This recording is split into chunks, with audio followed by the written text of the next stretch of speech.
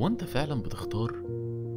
ولا أنت مجرد ممثل في عرض كبير وحافظ مشهد أنت ما كتبتوش بتكرره كل يوم في نفس التوقيت وبنفس التفاصيل وبنفس النهاية؟ من أول لحظة بنتولد فيها كل حاجة بتحصل حوالينا بتتشكل من غير ما بتستأذن. البيت، المدرسة، الأسماء، الكلام المسموح والممنوع، والأحلام اللي مش من حقك إنك تحلمها.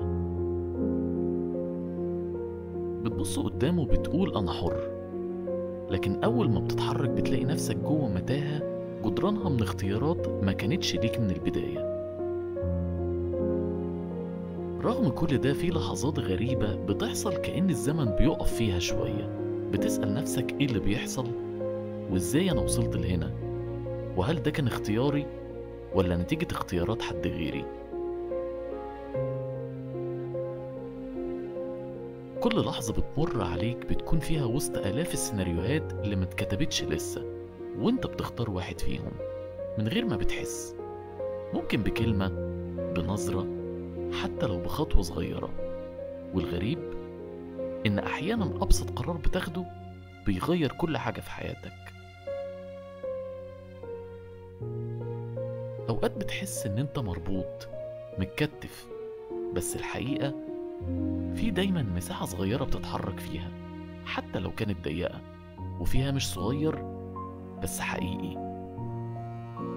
هامش بتقدر تغير فيه اتجاهك، تقدر ترفض، تقدر تواجه، أو حتى تبدأ من جديد. كل ما بتختار حاجة بوعيك الهامش ده بيكبر. في ناس فضلت تمشي في طريق مرسوم ليهم بس غيرت طريقة مشيهم في الطريق ده. في ناس اترموا في مشاهد صعبة بس اختاروا ما يبقوش ضحايا. وفي ناس عاشت طول عمرها كل يوم كأنه أول يوم، عمرها ما سألت ليه كده، ولا سألت أنا أقدر أعمل إيه دلوقتي. بالنسبة للسيناريو ممكن يكون موجود، بس مفيش مخرج واقف يقولك عيد أو أنت غلطت. النهاية أنت اللي بتكتبها بمزاجك وبوعيك وبإصرارك. أما الحياة مش فيلم محكوم بالنهاية، دي مساحة للتجربة، وعشان تقع وتتعلم، والأهم عشان تقوم من تاني. لو حاسس إنك لسه محبوس ومتكتف في دور مش بتاعك، غير أدائك. أما لو كل حاجة حواليك بتقولك إن هو طريق واحد، عافر وافتح لنفسك باب جديد حتى لو صغير. لو حاسس إنك مش قادر تختار، ابدأ من أبسط حاجة. اختار إنك ما تكملش زي امبارح، لأن الأمل الحقيقي مش إنك تهرب من السيناريو، لكن إنك تكتب جواه سطر يخصك أنت بس مش حد تاني. السطر بيقول إنك كنت هنا، والأهم إنك سبت علامة. اوعى تستهون بالسطر اللي انت بتكتبه، حتى لو كان بسيط وصغير، حتى لو محدش خد باله منه، حتى لو مكتوب بقلم رصاص. في أوقات كتير جدا السطر ده بيغير كل الفكرة، وبيخلي كل اللي قبله ليه معنى.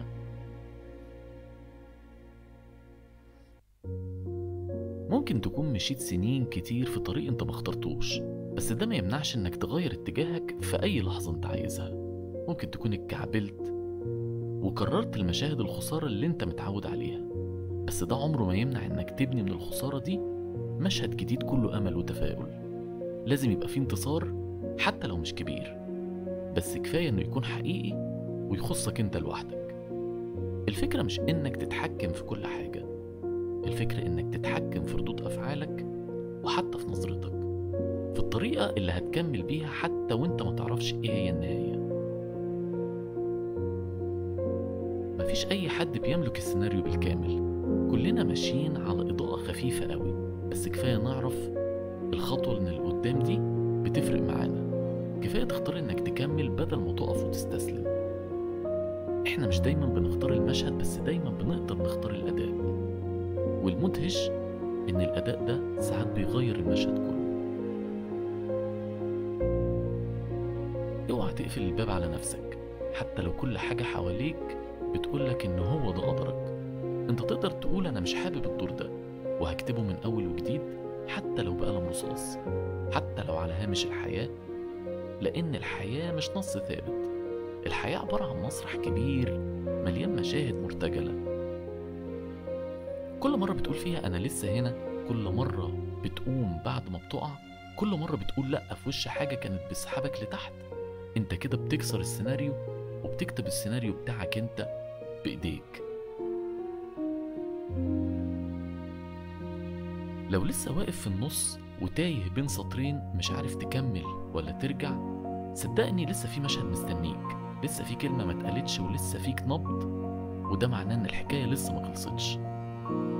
محدش يقدر يكتب نهايتك غيرك انت، ومهما كان اللي فات مليان غلطات، مفيش حاجة اسمها فات الأوان.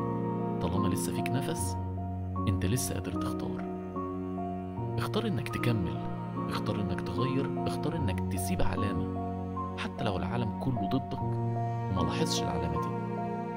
كفاية انك تعرف انك في لحظة صدق كنت انت فعلا، مش النسخة اللي اتفرضت عليك ولا الدور اللي الناس حبوك فيه، كنت انت واخترت تكون انت.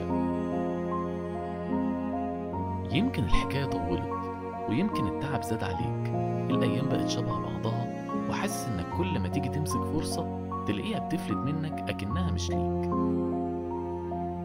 بس عارف لو ركزت شوية هتكتشف إن حتى الخسارة اللي انت بتخسرها بتسيب وراها حاجة بتفضل معاك، درس أو إحساس أو نضج أو حتى جرح.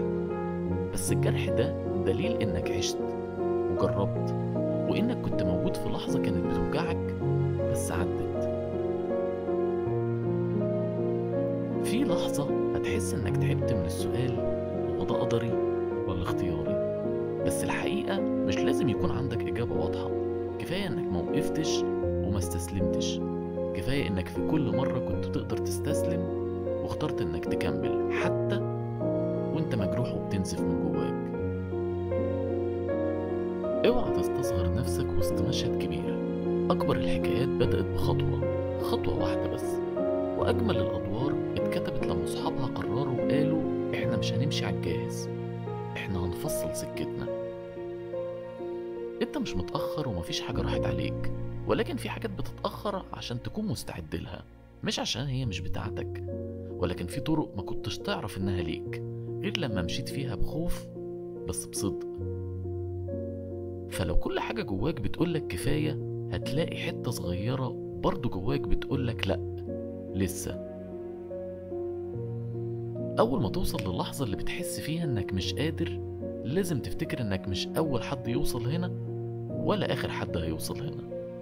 كل اللي قبلك وقع بس قام، واللي بعدك برضه هيقع، ولكن يمكن يقوم أسرع عشانك، عشان سمعك وشافك وتعلم من طريقك. انت مش لوحدك حتى لو حاسس بالوحدة. كل خطوة بتمشيها انت بتسيب أثر حتى لو صغير، وحتى لو محدش شايفه دلوقتي. مفيش طريق بيكمل على نفس الوتيرة، والمشاهد الصعبة دايما بتيجي بعدها حاجة أحلى، يمكن بطيئة ويمكن ما بنحسهاش على طول، ولكن بتحصل سواء جواك أو حواليك أو حتى في طريقتك في فهمك لنفسك. كل حاجة بتتغير حتى لو التفاصيل ثابتة. فلما تسأل نفسك هو أنا بختار ولا متساق، قل لنفسك أنا يمكن ما اخترتش البداية بس أقدر أختار ما سيبش النهاية تكون نسخة من اللي فات. مش لازم تبقى بطل خارق، كفاية إنك صادق في خوفك وفي حلمك، حتى في نيتك إنك تكمل وإنت مش شايف قدامك. كل خطوة ليها معنى، وكل لحظة فيها فرصة صغيرة ممكن تغير بيها اتجاهك أو نظرتك أو حتى نغمة صوتك وإنت بتكلم نفسك. اختار تكمل حتى لو مفيش ضمان، اختار إنك تحاول حتى لو النتيجة مش مضمونة ومش باينة، اختار إنك تعيش بطريقتك وبإحساسك وبوعيك مش بس بخوفك. وفي الآخر لما يجي المشهد الأخير وتبص وراك، هتفتكر كل رحلتك اللي فاتت، وهتفتكر ان الطريق اللي انت مشيته كان صح مش غلط.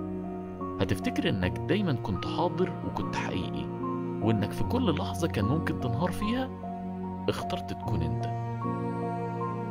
وفي الآخر انت مش نسخة من سيناريو محفوظ ولا مشهد بيعدي كده من غير معنى. انت مش تفصيلة في قصة حد تاني، لكن انت الحكاية كلها وأصلها. يمكن تكون اتكسرت في نص الطريق، بس جواك لسه في حتة ما استسلمتش، الجزء اللي كل ما بيقوم بيقع، اللي بيصدق حتى لو العالم كله واقف ضده.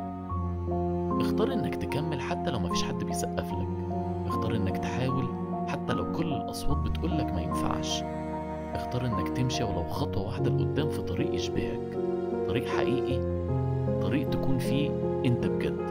لانك طول ما بتختار انت لسه حي، وطول ما انت حي كل حاجة ممكن تحصل. انا محمد حلمي، وانت كنت بتسمع حلقة من حلقات بودكاست غاوي حكاوي.